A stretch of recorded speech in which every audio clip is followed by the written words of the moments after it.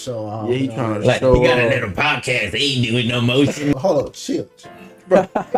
Damn, it is. 18 years. I'll ask women, I'll be like, where do you see yourself in 5 years? What are your goals? What is this? What is that? And when they don't have an answer for it, that just means to me, their mindset isn't where it needs to be for us to even click. You'll never know anything and everything. If you think you know everything, then you pretty much die. So the number one secret to becoming rich or wealthy.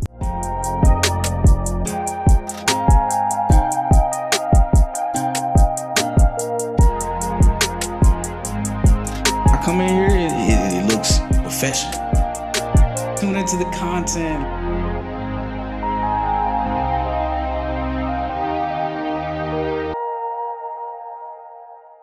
Welcome back, everybody, to a special episode of Direct Discussions Podcast. This is in continuation with Josh Pather's episode. I know, you're like, why Josh Pather? Bro, because Dallas got next.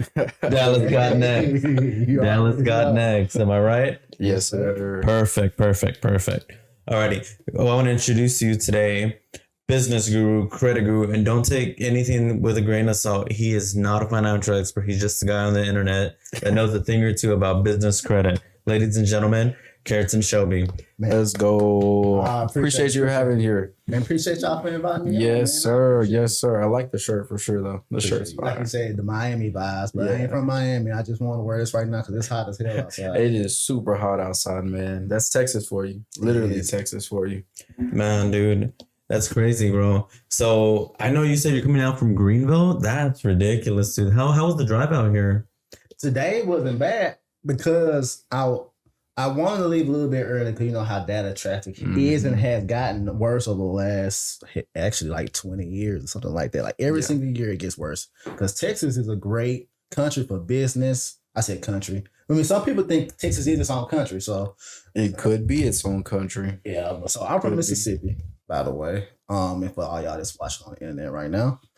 So that's how you can tell by my accent. So I moved out here in 2017. For my job, because I'm a software engineer by trade. So I take a lot of my engineering principles for what I do in business and all the other things I do outside of work. And that's how I do the stuff with the credit as well. And eventually, though, my bad, I just fucked up. No, you're good. So real quick, I want to back it up. So you said you're an engineer, right? So you went to school for engineering and everything. Like, so you got your degree in engineering. Mm-hmm. Okay, so why did you go from engineering into credit? Like, because I know engineers make good money, so why go from here making a good living and income to just going, I'm gonna do credit and focusing on that? Well, let me tell you my origin story because it really makes no sense. I never thought that I'll be doing anything related to credit repair, business credit, or starting a business. Because whenever I looked at the industry, I just thought scam. Mm-hmm. Straight up scam. I mean, there's a lot of scammers in the industry. Some people might think I'm a scam. So, I mean, it's the first impression that people make, you know? Yeah. So, but sorry to cut you off, but I think everybody thinks it's a scam just because nobody has that knowledge, you know, in regards to credit. You know, growing up, African Americans, Hispanics, and other races in between, lower income whites, you know, and let's just name a few, but I'm pretty sure there's a wider margin of people who don't understand, like, you know, you need a credit card. That's what we're, you know, everybody talks about that whole thing in China where they got a social credit score. Yeah. Bro, our credit score is a social credit score. Am I right or am I wrong? No, it is in America. 100% is because it makes a lot of things easier in the country of America to come up if you have a good credit score. If you don't have credit or you don't have no knowledge about credit, it's going to be very, very difficult for you to get financing for your business, financing the scale. But it's not impossible, but it's gonna make it way, way hard. I know a lot of real estate investors, because that's I'm gonna come back to your question too, because that's how I got started in credit from real estate. I know a lot of real estate investors who make a lot of money, but they credit screwed up. Mm-hmm. It just makes it so much harder. So they had a better understanding of credit, how to manage it and how to leverage it properly. They probably would have got to their current situation where they're currently at way quicker than if they didn't have it. That makes a lot of sense. Yeah. That's like actually one of the main things that we're trying to, like right now on the side, me and my brother trying to get everything going with our business for real estate development. And that was like one of our main things is like, we have good credit, but it's everything else besides the good credit that the banks are looking at. So I'm just like, it's all the extra BS that comes behind the scenes with trying to get approved for a loan of construction loan, not just a regular house loan. Like you're saying with real estate, that's a little bit different. I could understand where your credit would need to be good. But with this, your like credit needs to be like on par because you're borrowing hundreds of thousands of dollars and hoping the bank is going to just say, here you go, here's the money. You know, the other thing about that is that I feel like those people who that you mentioned have all that money but a horrible credit really took what Robert Kiyosaki and Rich Man Poor Dad said to heart. Through them credit cards. He did. Robert Kiyosaki, man. You got Robert Kiyosaki, you got Dave Ramsey and Susie Orman. What I like to say is, I'm not throwing no shade at nobody. I don't know which camera I should look into. Center. All right, I ain't throwing no shade at nobody, but most of the people that listen to Susie Orman, they're in the poor class. Most people that listen to Dave Ramsey, they're in the middle class. Most people that listen to Robert Kiyosaki, they want to be rich. Yeah, entrepreneurs. Yeah. When I read Rich Dad Poor Dad, the first book I had read it was in 2017, 18-ish. Yeah, 18-ish was the year where pretty much my whole life changed. Like my whole mindset had changed with everything. I read that book in like 2 days. And then when I read it, actually like a day or a day and a half to like 2 days, I read that book so quick. And then as soon as I read it, I read 20 more books that whole year. That's the most I read in 1 year than I did in my whole life up to that point. Good. So in 2018, I was 23, 24, 24-ish. So for 23, 24 years, I hated reading books. Until I read it. So I said, I can read books and learn how to make more money, shortcut the path for me making mistakes from people, shortcut the path for me not being able to accomplish my goals much quicker and being able to learn from other people's mistakes who made the mistakes like 20, 30, 40 years ago and just compress it into like 50 pages. Which is crazy. So the number one secret to becoming rich or wealthy is to find a mentor. Find a mentor. I would say pay for mentors. You just got to learn how to weed out people. And also in reading books, you got to change your mindset first. Once you change your mindset, becoming richer or wealthier be way easier. Because me growing up, I was never the type of person that wanted to fit in a crowd. I was always trying to do my own thing. I always had I don't know how I got to where I'm at, honestly. Hard work. I mean, because growing up, like the household wasn't all that great. I don't want to talk about it too much because I know, like, family wise and stuff, people probably gonna be watching, but I was so built in, well, I wouldn't say built, but I was so driven, just had tunnel focus on the goal that I wanted to accomplish, just get family out of poverty, that even though the environment I grew up in Mississippi, most of the people who grew up in the same environment, they didn't make it out. They not doing the things that I'm doing right now too. So just having that tunnel focus and just belief in yourself, you're gonna accomplish all the goals you want. I went on a huge ass left turn with this whole No, you're good. You're good. We'll catch you back on. But no, take you back to that point where you have that goal of wanting to get your family out of poverty, dude. Everybody has that goal, but who's really acting upon it? A lot of people don't. Exactly. 80-20 rule. I'm telling you, man. Like with the whole thing about that though, it's just like everybody wants to talk a big game, but who's really out there putting in the work, gathering the resources, doing what it takes to, get their family out of poverty. And nowadays, poverty isn't even poverty, bro. Like middle class feels like poverty at sometimes. Yeah, no, don't even say sometimes. It is now with the economy and the way everything's going. Literally, middle classes. It's like they said, there's rich, middle, and then poor. And at this point right now where we're at, that poor class, the middle class is almost gone. You're rich or you're poor. There is no almost middle class anymore because of the economy and the way it's going. You're either going to have to become rich and start going up, or you're just going to be stuck at the bottom. Like that's the way the economy is going right now. You literally have to do something about it to make the change. To bring it back to what you said. So what even inspired you to even want to read books? Now, when you said read books, did you actually read the books or were you using Audible? Because right now, recently that's the way I've been getting all my information is Audible, reading the books, but listening to them. So were you actually reading the books? And then what inspired you to want to get into reading them?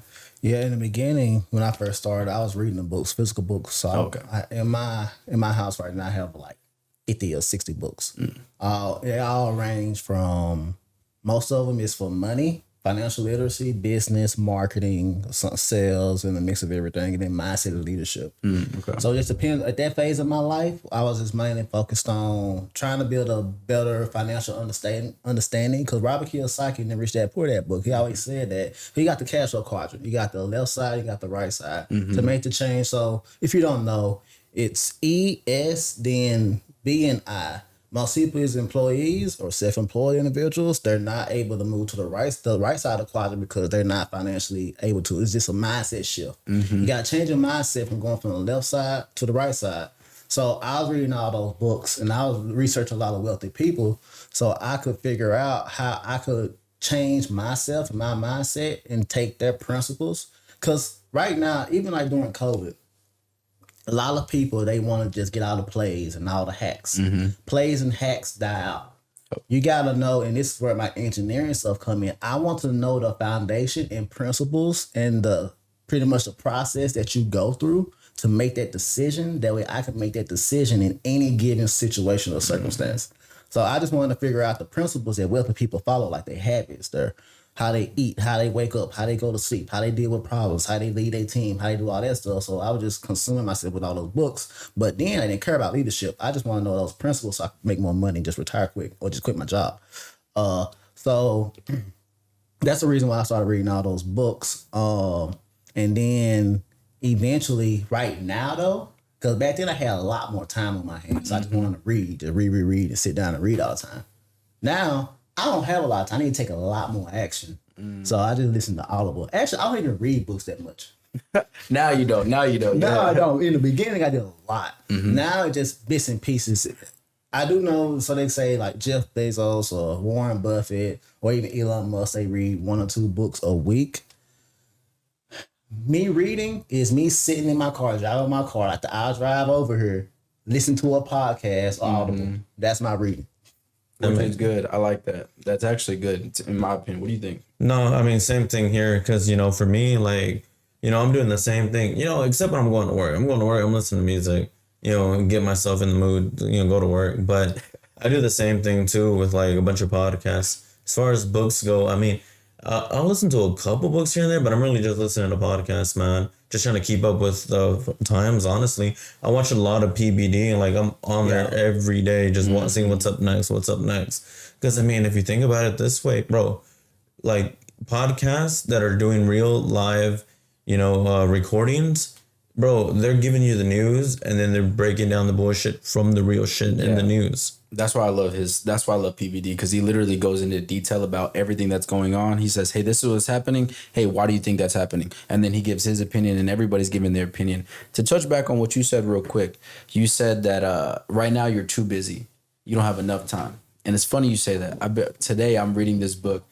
It's called Buy Back Your Time. I can't think of the author of it. Dan something. I can't think of it. There you go. Dan Martell. He says, buy back your time. And literally that I'm like maybe 2 chapters in right now while I was at work listening to it. And everything is just goes good with what you're saying. It's like once you're so busy right now you have to find other people to help delegate all those other tasks so you can get your time back. And man, the way he was breaking it down, it just sounded so good. I'm just like, good. Man, eventually I want to be able to use all this information that he's saying and take it in and be able to apply it in different situations in my life. So it's so funny you're talking about that, because it's literally hand in hand with what I'm reading right now with that book. Dan Martell, there you go. That's a good book. Yeah.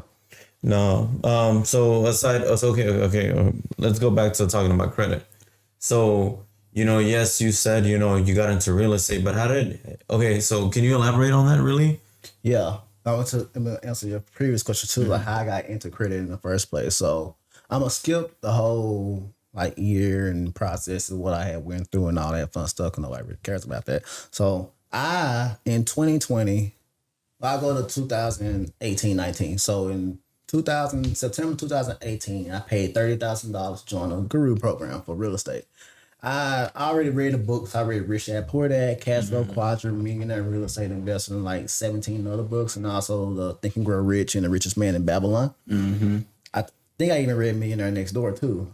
So I was already inundating myself with real estate, because I found out that real estate is the easiest less riskiest way to become a millionaire in the United States of America. There's already a ton of systems and processes in place for you to do that. Just start buying real estate and keep your expenses low. That's how you become financially free.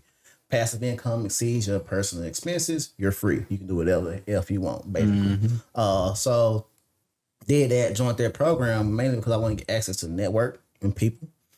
But during that process, so I was frugal when I was working my job, super frugal, didn't want to go out to eat, didn't want to do none of that because I didn't want to get into no trouble. And I also wanted to pay off my student loans and get rid of all bad debt.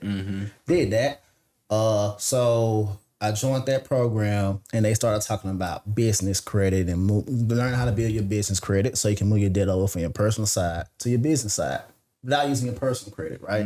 Because it was pretty smart because most people that joined those kind of programs, they didn't have the money to do it. They had the finances. So that's either messing up their credit, maxing out their credit cards and stuff like that. Because I had to max out my credit cards or take a loan on my 401k to do that. That was just a year into me working my job. So that should give you an understanding. Because when I started working my job, I had no savings. Pretty much nobody in my family was financially literate enough to know about saving, investing in retirement plans and things of that nature. All that stuff I found out by myself by doing a ton of research. But I can get off track. Go ahead. Go ahead. That's good. That's good. Because like we're living in today's day and age right now where we got the best situation, the best advantage to become a millionaire than all of our ancestors of previous generations, mom, grandma, granddad, all the people because of all the information we have right now. Just got to apply like you were saying before. But to go back, what I was doing. Real estate, business credit, personal credit. So they were talking about moving everything over, right? So at that point in time, I was watching YouTube videos with Graham Stephan and Minority Right Mindset. I love Graham Stephan. Graham Stephan is the OG. He's great. I was watching all them videos of people going, who talking about credit cards. And I like credit cards too, because I got my first credit card when I was in college. I automatically knew this is just my intuition. Nobody talking about credit, right? So I knew to only use my credit cards if I already had money in my bank account to pay a bill. See that you would think that's common sense, but that's not common sense. It's not at all. And trust me, I know because I have hundreds of clients they don't know for credit repair. And I'm not throwing shade at y'all. You just don't know. And I tell y'all on the call before I onboard you to the process, you just don't know. So I'm just here to help you out. All right. So I did that. So I was just paying my bills and all that stuff. I just paid off immediately. But Graham Stephan talking about credit cards and stuff like that. I already had a fascination of credit. So they was also pitching a program. So if you ever join some of these mentorships or communities, you're going to see that they probably have a company they're working with to help create your LLC and probably also build you business credit. So I used this company to build my LLC, but I did not want to use them to build the business credit because I just want to know how to do that myself because I've always been fascinated about credit cards and stuff like that because I wanted to travel hack and all that fun stuff and churn it. So I went down that rabbit hole, built all the trade lines, paid people money, figured out stuff all on my own. Then I found out that, so I built up like the no PG business credit, like 15 trade lines and all that fun stuff in 2019 before all the COVID gurus came out. I did this before all the COVID gurus came out. You COVID scammers. But I did all that before. And whenever I did that, I found out that I still need to have good credit to get approved for business credit cards. So I was on a ticking time bomb. I wanted to, because my 0% interest on my credit card was about to run out. So I wanted to build that quick. And I did that, and then like, crap. All right, so I still need to have good credit. Great. So I was trying to go to the SBA loans, all kind of loans, hard money lenders, bankers, try to figure out like, how do I get a loan to pay off these high interest credit cards? And I eventually found out that so the company you can go to is upstart.com.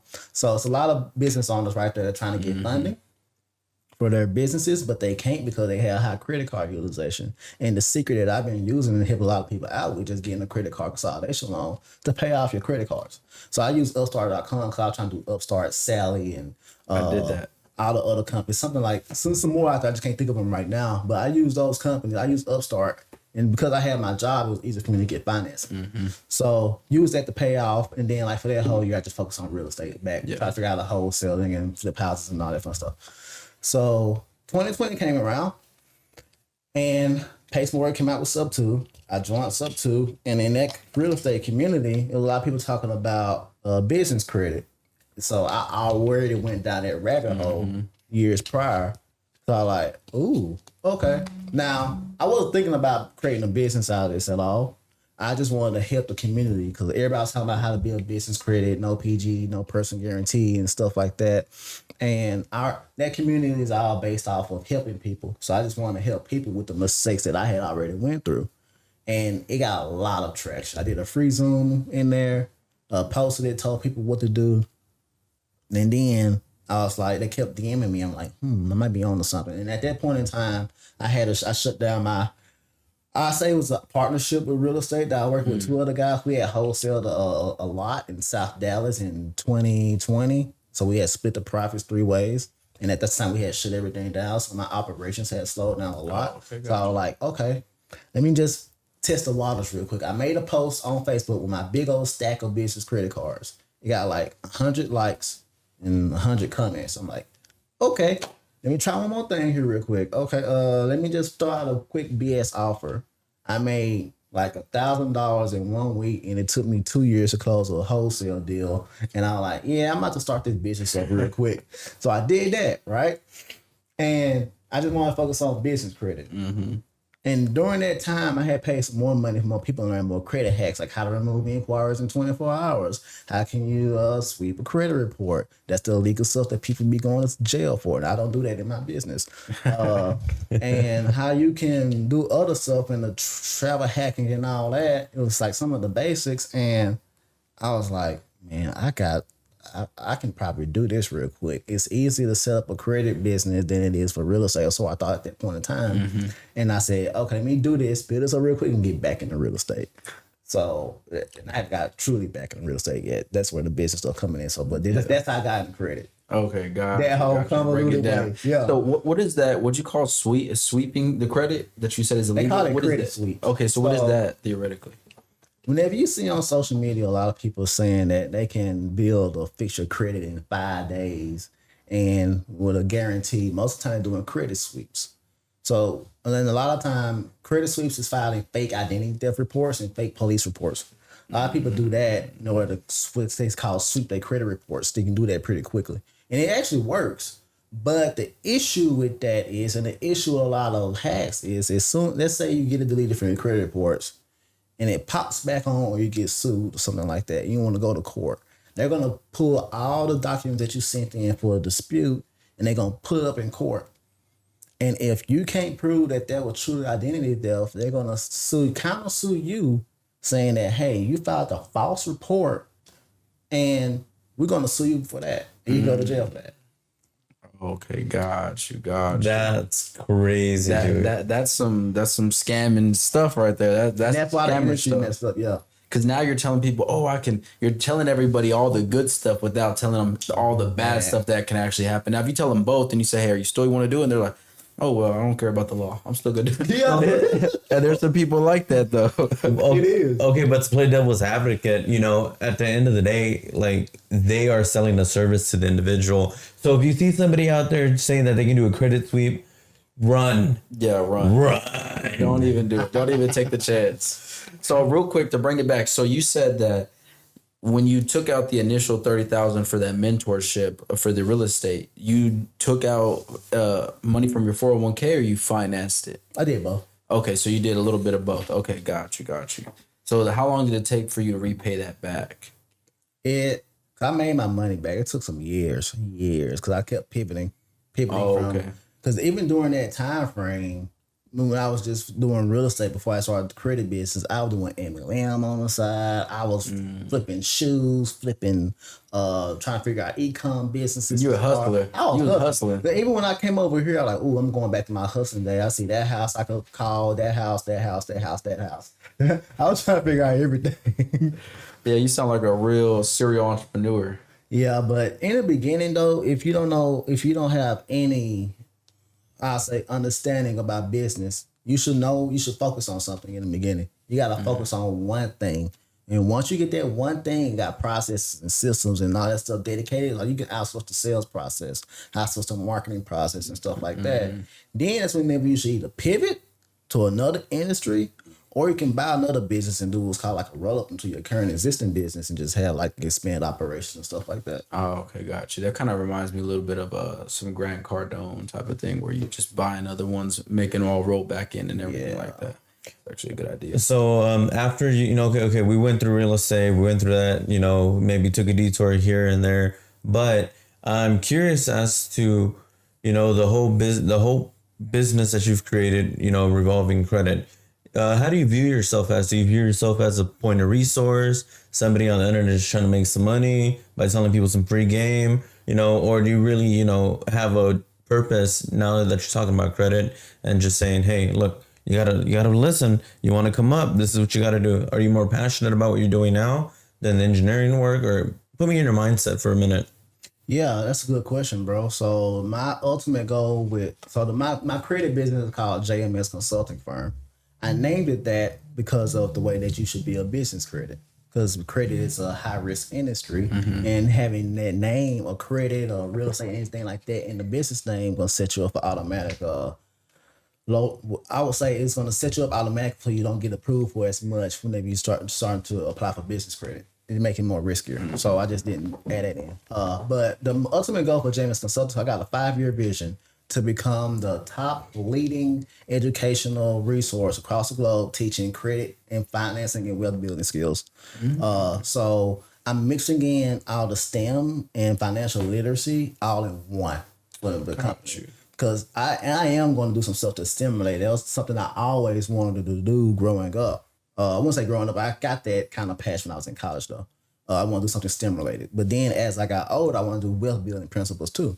So I want to merge both of those together. So it's not a quick hit. So I'm making it an actual company that it could be sellable if I ever wanted to sell it. So making it a faceless brand, stuff like that. And also not trying to make it all about me. In the beginning, it's all about me. So for anybody that's running their business, if you ever want to sell it, you got to make it to where even though you as a brand is a lot more sellable to the consumers or people that you're selling to, if you ever wanted to sell your business, you got to make it not all about you. Have business logos and create the marketing process to where you can sell it. If you were to leave, the business itself can still run on its own. So you got to have like different pipelines that's not dependent upon like one sales process, one marketing process, or one fulfillment process, and stuff like that.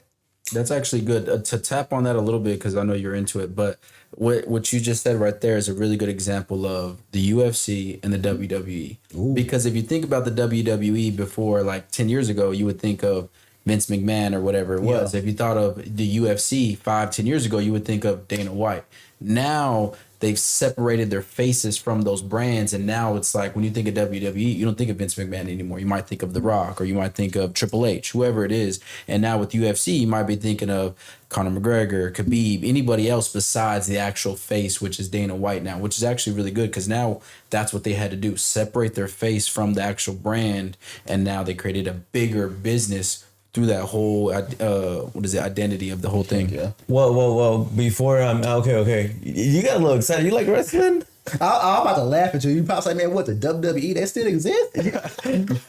No, he loves that. Yeah, the WWE. Hey, WWE is popping, bro. It might not be popping us, a lot of us, but it's popping. It's popping. It's got its entertainment. No. But the whole thing about you're talking about WWE and UFC. For example, like they were able to, obviously they were able to sell it and merge it into TKO, but that's, back to piggyback off what you said, the whole thing about, but even then, like the show was never really about Vince. It's not. It was never, even back in the old days, it was never about Vince. I mean, Vince, Vince McMahon was like, oh, I'm going to do things my way. But he was plastered everywhere. But it wasn't about him. It was about him behind the scenes, but it wasn't about him. It was more about the talent, dude. And that goes back to what you were saying, because, eventually when Vince, sold WWE to TKO and so did Dana White, they were like, okay, they were able to get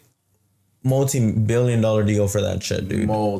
Yeah. I think it was like 7 billion total for both of them. Yeah, dude, that shit was crazy. Yeah, bro, that's why I want to start a SaaS company. Start the SaaS company. You get like 10x. I know you were supposed to be talking about credit, but as you can say, much more than the credit guy. So that's why y'all gotta. No, it's good. It's about who you are and then everything else that what you do. Like, So it's really good. Yeah, I can talk. I can kind of. It's really good. Yeah, like because start a SaaS company, get a 10x multiple. If you make 10K a month in a SaaS business and you sell it to somebody, you could potentially get like $1 million exit. Easy. So real quick, you said that dang, you just made me lose my train of thought too. I do that a lot. No, real quick. What really inspired you to want to get a mentor? Because I know you talked about, you paid the $30,000 and everything like that, but what was it? Reading you read a book or somebody said, hey man, maybe you need to get a mentor, or like what is it? No, so Wait, before you answer that question, are you the oldest in your family? no, I have an older sister. Older sister? Are you close with your older sister? Not really. Okay, continue. Yeah. So Why you ask that? Okay. The reason I asked that, because every time somebody talks about getting a mentor, I mean, think about it this way. When you're growing up in a house full of siblings, and I'm the oldest, by the way, so I have to lead, but who's leading me? yeah, that makes sense. Who's leading me? That's a good question. That is. And like you said, you weren't as close as most siblings are with yours, with your older sibling. That also, puts me back into that perspective where I'm thinking that's why he needed a mentor, because, and this is not no shade to his sister. I'm sure his sister's a lovely woman, but, you need somebody, everybody needs somebody to look up to nowadays, whether it's growing up as a kid or something. And, if you don't have that person in your family, in that nuclear family, bro, you're going to either struggle or you're either going to look for I don't know, maybe a bad way. Okay, think about it this way. You get a mentor, yeah, but your mentor is the dude in the street telling you, hey, bro, let's go smoke. No, that's not what you want. That is, so some people, That's not the mentor you want. And being 100, I didn't have that. That's why I said I'm surprised I got to where I'm at. Yeah. I didn't look up to nobody, honestly, growing up. It was like, if I was playing football, I would look up to Randy Moss. Like, I want to be like Randy Moss, like, or Lance Moore, because he was wore number 16 with the Saints then. I like the way he ran routes. Other than that, when it came to lifestyle, I just knew I wanted to make money. And I take that back. So it was my grandma. I looked up to my grandma. Yeah. So That's usually what it is. Yeah, it is. It's always my usually grandma. 'Cause grandparents. if it wasn't for my grandma, I would probably be on the street selling drugs right now. She got out of all kind of bad situations growing up. She's still alive too. Remember when I was at the Goldman Sachs conference. So in Dallas, they got a program called 10K SB for Goldman Sachs for all small businesses. You can join there too. It's free. I joined that, and I was given like some type of seminar. What was a seminar? We're going over different exercises to do, and I was talking about my grandma. They thought she had passed away the way I was talking. Like, no, she's still alive. So I didn't want to throw that out there. But it was her. I like the way that she was working and doing all kind of things and stuff like that. But to answer your question about getting a mentor, it was the books. Most of the books, they say the shortcut success, you should find a mentor. And it's actually true. But you need to find a mentor who is where you want to be in business and they have the lifestyle that you want. Because you find somebody that got the exact opposite, like lifestyle, the way because there's a lot of business gurus out there that want to talk about hustle all the time. But if you don't want to hustle all the time, that might not be the best mentor for you. That makes a lot of sense. That's funny. That's funny because I just think of all the what's that one song that be like hustle hard. I'm thinking about that, and I'm like Ace Hood. Yeah. Ace Hood. Bro, Ace Hood. I all about Ace Hood, Bro. He went up and fell off. or like what? Who's the OT Genesis was like trap? Yeah. Trap. Yeah, it might have been him or the vocal. Yeah, that was him. Yeah, bro, that's crazy. I'm over here thinking about that, but you're right. You are so right about that because there's like okay, back to perfect example because everybody knows Dave Ramsey, Kiyosaki, whatever. But not a lot of people are most people are risk averse. They don't want to take no risk, so that's why they lean on the Dave Ramsey side. But then there's those risk takers who want to be like, all right, I'm gonna listen to Robert Kiyosaki. I'm gonna do what he says. Like those real estate people that have horrible credit but have a lot of money. Because at the end of the day, Kiyosaki said, it doesn't matter. I'm gonna die anyways. Honestly, too, bro. I mean, money's fake. Credit score really isn't real. They just a system that people, it's an algorithm they came up with, and you can fix it. It's a report card, really. It is a report card, but the more it's just debt management, and then you got the FICO, you got scoring models too. So I'll pivot. Let's talk about some credit a little bit. I go a little bit more in depth with credit. So like, after you watch this little segment right here, you're gonna know more than 99% of other people in America about credit. So pay attention, because this is like for the current situation about to happen right now with the scoring model changes. So I was at a conference in Las Vegas about a couple months ago. And the representative from FICO was there. She was talking about predictive models and indexes. So for people who don't know what the hell that means, right? You have different scoring models when it comes to your credit. You got FICO and you got Vantage.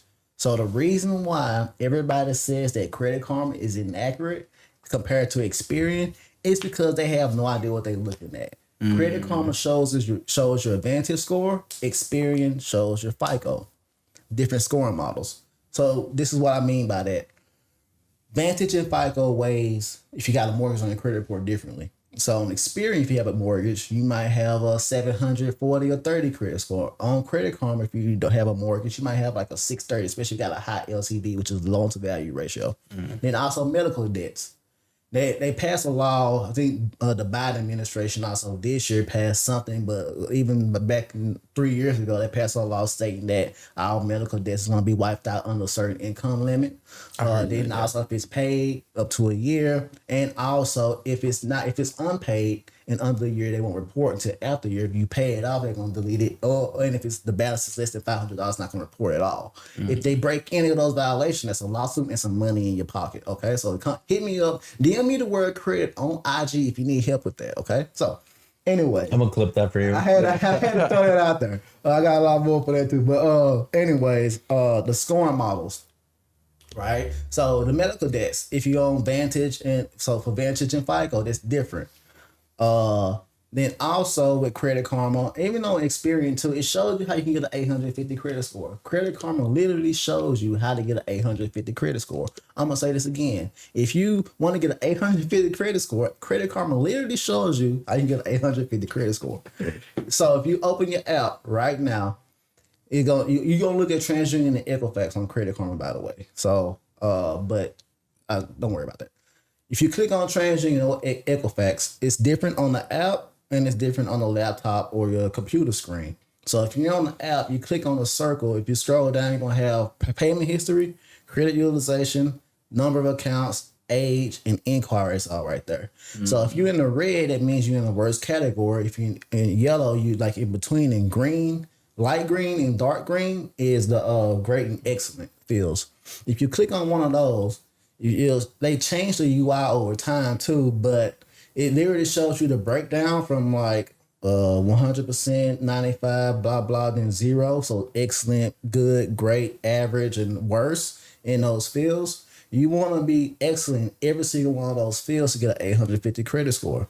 Now, this is the thing that people get wrong about Credit Karma too. It's a lot of things people get wrong about Credit Karma. This is the single hack that people don't know about with Credit Karma that's causing them to be confused about it. They don't view the full report. So I see this all the time. I'm laughing because I'm about to give y'all some. It's not real solid. It's just some education for y'all. If y'all using Credit Karma, you can't pay for credit monitoring, right? A lot of people, they might have a 7 or a 630 credit score on Credit Karma. Okay, you probably green in all fields, and you're probably like, why do I still have a 630 credit score? It's because with Credit Karma, they do not show, at least on that scoring model initially on the front end page, anything that's closed in your credit report that might be a collection or charge off. You have to click the button and say view full credit report, open all the closed ones, and read it. If it has like XXX late payments on it and it shows collection charge off or a repo, that's why your score is low and that's actually messing you up. Wait, real quick. How long does it take for a repo to fall off? Because I know, a late payment takes 7 years, but a repo, how long does that take to fall off? So it depends on the state. So this is another reason. A lot of people don't know about this stuff right here. So it's another reason why people either don't get any results when they try to get stuff deleted from their credit reports, or it's taking longer than other people, right? So it depends on the state you live in, and also depends on a particular statute. So you got the statute of limitations for each state. Texas is weird. Well, I won't say it's weird. Texas sometimes is beneficial to you. You got non-consumer friendly states like Kentucky. Kentucky's a non-consumer friendly state. So if you try to do any kind of lawsuits and stuff like that, they not going to side by the consumers, always be towards the business, stuff like that.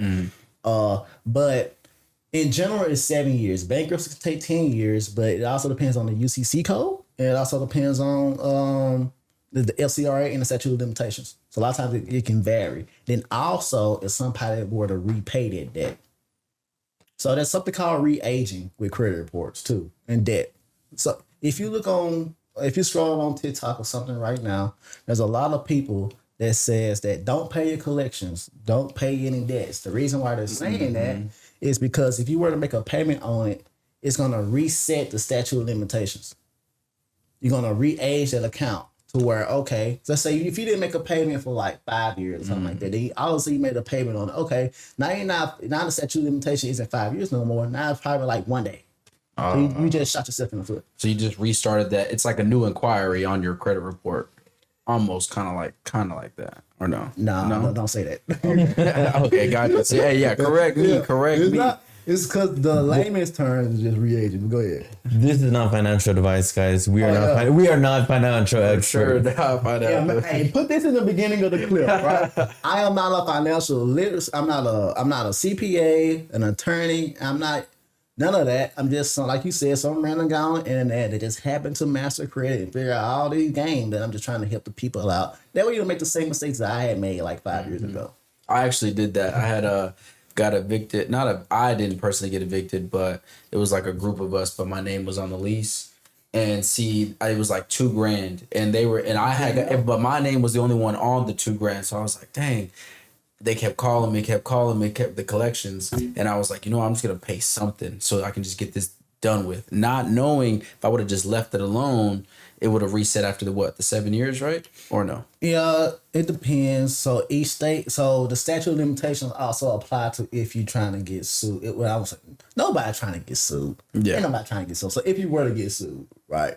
So normally, I want to say, you can Google statute of limitations in the USA to figure out the right state link and state and all that stuff. But normally it's like 5-7 years. So it's got by mouth, a promissory note. So if you get it in the mail, there's a statute of limitation for that, so orally they call it I'm losing my train of thoughts. I should have got some more coffee. Commerce of doing business, something like that, business commerce. So us talking verbally is an exchange of doing business. Communicating on social media is an exchange of doing business, or a method of communication for doing business. Talking on the phone or via email is a method of communication doing business. So anything of that nature actually has a statute of limitations on it. It's all wordplay that attorneys like to use. It's a book called like the Black Law or something along those lines, the Black Law Dictionary. If you get that dictionary, that book, it's going to have a lot of key terms you can use, and you can rephrase those and like dispute letters and stuff like that. And you can get some results too. I like that. I never heard of that before. I wish I would have knew that back then. I wouldn't have made those mistakes. See, I was gonna just mention this idea that came to me when you said that you wanted to really give everybody the education, just give them the knowledge. Have you thought about, like you said, you don't want to theoretically be the face, but you want to be able to help people? Have you thought about maybe going to like making a program to where you can go to high schools and teach this, like have a 1 hour seminar to teach everybody that are like sophomores and juniors and seniors, just for them to get it fresh in their mind, because high schools don't really teach this kind of stuff. So now if you can have a mentorship where you go there for an hour, 2 hours, and all of them listen, and you go from school to school to school to school, it's really helping your business, because maybe the school districts are booking you. And then you're also giving all these kids the knowledge, the information that they need going into the real world. Because we never learned all this stuff when we were in high school. Trust me, I didn't know none of this stuff. But yeah, that's why I would think it would be a really good idea to maybe implement that. But this is just an idea that I thought of when you said that. I was like, that's a really good idea. I did think about that, but I never truly acted on it. I know it's needed, but I just never figured out who to reach out to. Yeah, like school systems, it's a lot of infrastructure to set that up. stuff like that. But yeah, if you're watching this, you know how to set that up. Just message me on Facebook, Instagram, anyone, or even on TikTok. Yeah, hit a brother out. Alrighty. Okay. That's enough credit talk. You guys need any more information, hit them up. But we're gonna go ahead and get into something I think you guys probably like. Okay, 2 topics. Y'all want to talk about women or do y'all want to talk about mindset? Mindset, bro. We can talk about both. Hey, when he says that, he's like M-O-B. I was gonna say when he says it like that, that means he ain't getting no women. No, I'm just like I'll just play. No, but no, mindset is big for sure. Man, women is a distraction. It is a distraction. It really is a distraction. And I wish I would have realized women was a distraction sooner. But it almost goes back to what we talked about before, is that you don't have the information. Like, I wish somebody was telling me when I was 16, 17, hey, don't worry about women. For you to get where you want to go, don't worry about women. Because the more you worry about women, the longer it's going to take for you to get there. Yeah, and I wish I would have realized that when I was 21, 22. But no, we're just out here going to the clubs, getting drunk, having fun, living up our life, whatever it is. And then you get to almost 30 and you're like, damn, I should have started getting ready 5-7 years ago, and now I'm barely getting ready at 27, 26, whatever. I just turned 30. I turned 30 in February. Like, you're still young. Basically the day I was born. I guess we chose women, guys. No, we're talking about mindset. It was mindset. It's both. Yeah, it's both. Yeah, it's both. I was choosing the wrong. Oh, you don't like this shit. What? No. Hey, no, you guys are like, it's both. Man. It is both. You got to have the right mindset to not talk to women and worry about women. You can't. You got to have the right one. Like, you want to have fun. There's so many dudes, like all the NFL players, all the NBA players. How they lose all their money? Oh, spending lavishly. And sometimes it's the women. Because they're over here sleeping with Maura Mills. You're like, you know what that is? You know? Yeah. It's funny you say that too. I just seen this thing that popped up the other day. They said that Ray J said it. He goes, all of the NBA players and all the NFL players are taking all of our women. Yeah. I remember seeing something. Women want what they desire, not what they want. Yeah. They want what they desire, not what they need. Yeah, need. Yeah. Need is a big one. They do. But honestly, so you said when you were 23 is when you started, 23, 24 is when you started saying, hey, I need to start fixing my mindset, because that was 2017, 2018, right? Yeah. Okay. Yeah. And then what even inspired you to even want to start changing? Because like I said, you were already there. You had a good job and everything like that. So why would you just say, I need to change my mindset? You were already, making good money and everything like that. I know in order to get to the next level, there's something that I don't know. Like, what got me here won't get me there.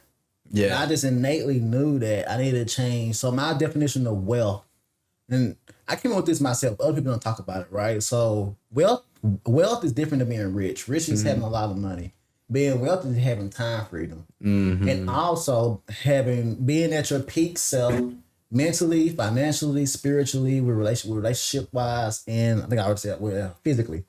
So that's what my definition of wealth is. And I knew that I don't have the right mindset or processes, especially I didn't know this growing up and stuff like that. And some of the things I still don't know, right? Life is just a long, lifelong learning journey. Mm-hmm. You'll never know anything and everything. If you think you know everything, then you pretty much die. Yeah. Mm-hmm. The moment that you think that you know everything in life, there's no point in living no more. Yeah, because what else? What other information? If you have that mindset, like, you can't grow no more. Mm-hmm. You can't grow. Well, you just stagnant. If you stagnant, you're dying. See, it's funny you say that too, because then that leads into this back into women a little bit, where I'd be like, I'll ask women, I'll be like, where do you see yourself in 5 years? What are your goals? What is this? What is that? And when they don't have an answer for it, that just means to me their mindset isn't where it needs to be for us to even click. It's gonna be a waste of time. It is, because my mindset's like, I'm telling you, I'm already reading these books. I'm like, yo, I want more information.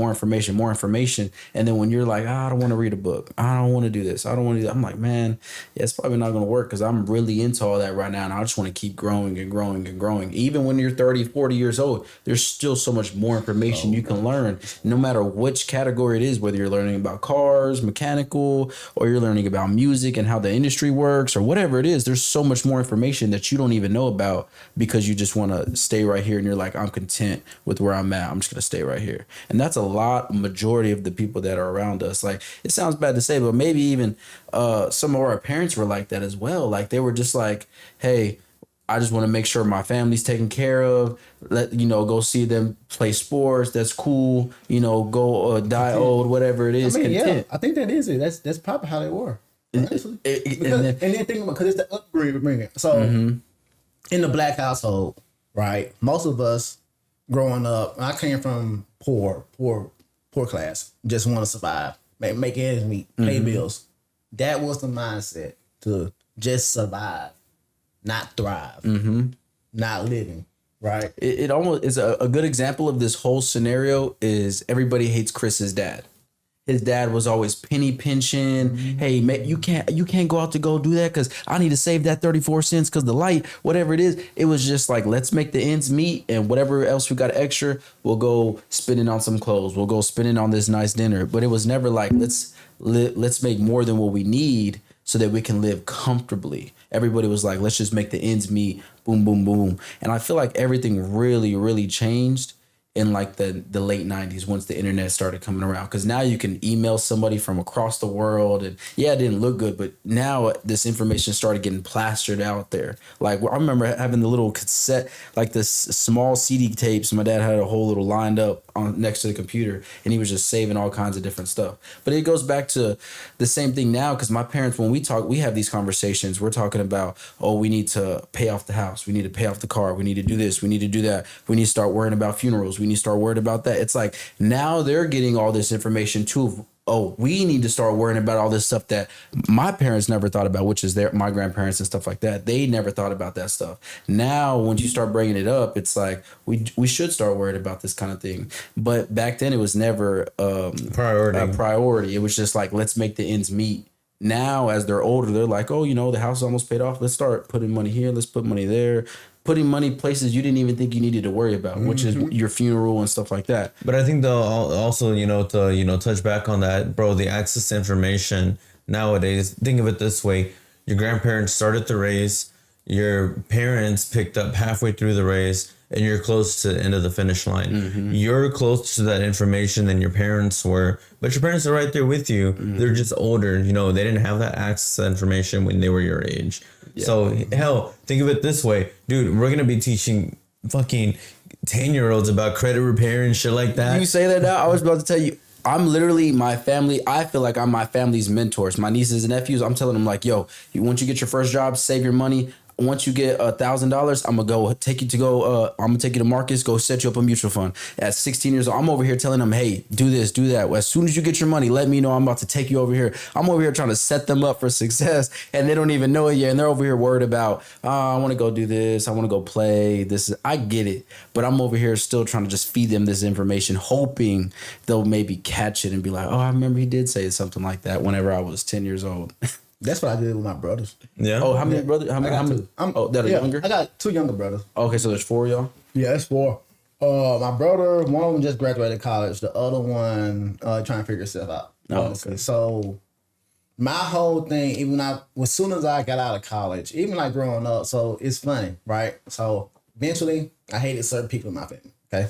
Then as I got older, that hate turned into wanting to change and how to protect them, basically change them. And then even as soon as I had got out of school, like I carried a picture in my wallet all the time while I was in school of my brothers whenever they was like 5, 6 years old, because that was my why. I wanted to make sure that they didn't go through what I went through growing up, and that they had resources that I didn't have. So I sacrificed a lot. I sacrificed time with them, with family, all that side. So I skipped out like basically the latter end of their life, so I could just grow, and build and make money, be able to have a better financial future. So I basically wanted, as I'm learning stuff, I wanted them to pick up on us. As I'm learning, just putting it back to them. And even right now, this podcast, all the content that I create is in hope that I can create like a catalog of videos or like my learning lessons and all my stuff that I documented and went through. They can go back and watch. And then pick up the process. I've heard this before. Somebody said that same thing. They were like, and I didn't get that from nobody. No, somebody said the same thing. Oh, it was Patrick Bet David said that. No. But it was funny because I was on a phone call with my dad yesterday, and he was talking about that same thing. He was like, I don't know if you can help me. You know, I want to start recording stuff and talking about my life and everything that I got going on from when I was a kid. He's like 45. That would go viral. I would say it go viral. It's a different perspective. The older generation, they're being like, I want to say washed out. They're being kicked out. Like they don't, their stories is different from ours because, man, the generation beneath us, they gonna need that information. Yeah. Because like, I'm gonna say like slavery and stuff like that, right? I know there's still some school systems, they just blocking all that out, throwing out all the history, but just talk to somebody that was in slavery, bring them on the podcast and tell their story and see what happened. That would be crazy. I mean, to even find somebody like that they have to be 100 years old or something like that. Or even if you found a video from back in the 80s of when they were maybe 100 and they were talking about slavery was like this, slavery was like that. We couldn't do this. We couldn't, like, finding somebody and hearing it now is completely different than reading it in a book and saying, oh yeah, I know what slavery is. You put that like on a podcast and animate it. That'd be dope. But also what I was gonna say too is like a trust. Like make sure all the stuff is lined out in the trust, like how you can pick up the legacy. Like that's just an estate planning that all of us need to do that we don't think about until at the very end. You're right, completely right. I'm one of those good people. I need to worry about that, but I just put it on the back burner. Same. That's what happens. So I know earlier you guys were like, oh man, you didn't want to talk about mindset, but for me, dude, it's weird. Okay, it's being the oldest child. It was never really about mindset for me. And just growing up, it was like, okay, you just got to get it done. Like everyone talks about, man, I got to do 50 push-ups every day just to, get myself in the right mindset and this and that. And this is not a knock on mindset, folks, because I mean, I hear it, but I'm like, bro, but everything that you're saying, I'm already kind of applying. I've been applying to my life. So it's not intriguing to me that somebody who needs to like be told or look at a book and say, oh, this is why I need to level up. I'm not saying I'm leveled up, but at the same time too, like for me personally, it's just like everything I keep hearing on the internet about mindset and growth and got to do, to build yourself up and all that. I apply those principles to my life, second nature. And I'm not trying to brag either, but it's unappealing to me because I'm like, yeah, I'm already doing that. Yeah, I think you were forced to maybe have to do that like from your past and stuff like that. Maybe, I don't know, but I'm just like, I'm already doing that. Yeah. I mean, tell me something new, like give me something that I can use. If it is new, it's just marketing. No, you are so right, dude.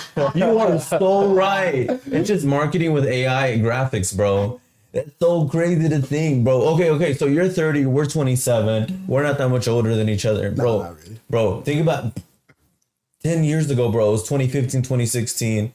That's crazy. Bro, hold on, chill, bro.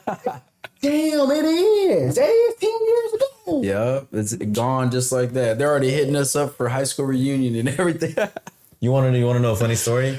They kicked me out of my high school alumni reunion group because I posted my content once a week on there to a group of 125 people with 13, 14 active members. That would be good though. I would think it'd be good because you're like just giving everybody more information of what you're doing. Like that's the whole point of like a 10-year reunion or 20-year reunion is give everybody updates. No, crabs in a barrel. Yeah, that's literally what it is. They were like, screw him, man. Get him out of this. He's trying to show off. Yeah, he's trying to show off. He got a little podcast. He ain't doing no motions. Hey, here, I got a question for both of y'all and I'll answer too. But like for anybody out there that doesn't have the right mindset, what would be your advice to them, and what would be your advice to them? You can go first. You can go first. My advice to somebody that don't have the right mindset, figure out your why. Like, they got to be bigger than you. Once you figure out something that's bigger than you, man, your mindset gonna change quick. You can figure out how to change your mindset too. Okay, what would be advice to like for them to do to get started if they wanted to change their mindset? What would you recommend? Hey, I want to change my mindset. What would you recommend me do? So, honestly, bro, you can't make nobody change their mindset. No, they're asking you. Say, hey, So I they want to already change my wanna change mindset. my Yeah, I want mindset. to change my mindset. But what do you think I should do? It's like, Okay. you know what I'm about to Yeah. Okay. Somebody can ask somebody, how can I change my mindset? But I mean, bro, like if you're gonna ask, I mean, do you really want to do it, or you're just gonna go out there and do it? Facts. That's kind of where I'm at right now. Like, that's how I was. Like, man, I want to change my mindset. I'm like, do it. Like, okay. So I tell you this. This is what I did. Change my mindset. I literally took action and I bought books and hung around other people who were doing the things that I eventually wanted to do. Who was operating at a level that was bigger than where I'm operating at. And I just hung around them or try to get around them, figure out how I can add value to them, and read books and show that I'm making processes and steps along the way. I like how you worded that the way you did, because it just, it gives you shades of that engineering background. Because you break it down, you break up the whole concept of mindset to the most minuscule parts, bro. Like, take action. Take fucking action. Do something about it. Like, what the fuck are you doing? Like, oh man, like I got a lot of homeboys that they're not even my homeboys anymore. They're just people I know now. Yeah. Back when I grew up, and they're still doing the same fucking shit. I got a homeboy who's like always taking pictures. Oh, day one this time back in the gym, bro. Stick in the fucking gym, bro. You're close to 300 pounds. You still look like a rat. You're smoking weed all the fucking time, drinking all the time, bro. Stop saying you want this. Stop saying you want that. Just fucking do it. Yeah, you don't want it, obviously. Bro, no, seriously, because, oh my God, this shit pisses me off when everybody, like, at the end of the day, I'm like, everything you're saying is an excuse. Yeah, I tell people that all the time. I'm like, I'm tired of hearing that. Just, if you want to go lose weight and you be healthier, all you got to do is just go for a walk around the neighborhood when you're done eating. That's the first step. Just take a walk after you're done eating. Small step. Yeah, small step. Just take that first one. That's like they said, if you want to build a routine to get in the gym, go for 5 minutes. Do 10, 20 push-ups. And then the next day, do the same thing. Once you do it for 2-3 weeks in a row, you're like, I'm going to do more than just 5 minutes now. I'm going to stay here for 30 minutes. Then a month goes by, you're like, I'm going to stay here for an hour. That's true. Now you're already slowly building the habit of just going to the gym. That's it. That's all it is. Just go. That was the whole mantra of this whole thing is, why are we going to wait for the new cameras? No, let's just get started now with the iPhones. We might as well just get started. Why wait 3-4 more months and lag everything? No, let's just get started right now. Guess what? We are recording with 6 fucking cameras right now. Fuck. Oh, you have to cut that out. Man, that'd be good. Wow, that's funny. Cut that part out. No, it was on the one that was facing me. I think that one turned off. But yeah. Oh, that was invigorating. I think we should wrap up here. We got about a little good hour in. Yeah, we got a good hour in. All right. It was good. I enjoyed this one. This was real good. This is like, I really love it too, because this is like your personality, who you are, and this is the whole point of the podcast. I have no image to uphold. And it's to show who you are as a person. That's the whole best part about it. It's real genuine and everything. Man, dude, thanks for coming out all the way from Greenville. Yeah, that's a drive. We know it's a drive. We used to have to drive from me over here, have to drive to the QT in Greenville over there for work, bro. Yeah. I had to drive 40 minutes just to get here now too. It's all part of the process. All part of the process. Man, I know you about to wrap up, but like when I was really just focused on nothing but wholesale and real estate, all the meetups was here in Dallas anytime. So I always had to drive out here all the time, go to meetups, go look at properties, go to seller appointments and all that fun stuff. So, excuse me, I'm pretty much used to it by now. Which is good. So, all right, to wrap it up real quick, what is any advice to somebody you could give that wants to work on their credit? What's the first thing, or any good advice? I got it. Something you've heard or whatever. Be like. Okay, cut this part out. I'm about to say subscribe to my channel. Yeah! All right, say it again. Okay. So yeah, if you had any advice that you want to give to anybody that wants to work on their credit, what's the advice you would give to them? Well, what I would say is first, what you need to do is subscribe to my YouTube channel and follow me on Instagram and Facebook at Keritan S, KERICANS. And I don't have a frequent posting schedule, but what I do a lot of times is I want to post basically what I'm going to start doing is posting long form content on YouTube and just snip those up on IG and Facebook. But if y'all need immediate help with your credit right now, and you don't want to wait, and you don't want to do it yourself, just go ahead and DM me the word credit and then I'll go ahead and schedule an appointment with you. Or if you want to get my products that I just released right now for just $27, actually cut that shit out. I don't want to pitch, but I'll say this. But if y'all You can pitch all you want, man. no, I ain't go. Okay, but yeah, I do have. He's so indecisive right now. I want to, I don't want I to. do and I don't. But what I say is, DM me the word credit for. if you want to get an ebook and courses and other things like that in order to help you with your credit, if you want to build your business or build business credit, DM me the word profit on IG, and I'll send you the link to go check that out. That's clutch. All right, go ahead. All right, we appreciate everybody for checking out another episode of Direct Discussions. We appreciate you for watching and tuning in. Like, comment, subscribe, and we'll see you in the next episode of Direct Discussions. My bad, I forgot to say this at the very beginning. The #1 podcast in Texas. We'll see you at the next one.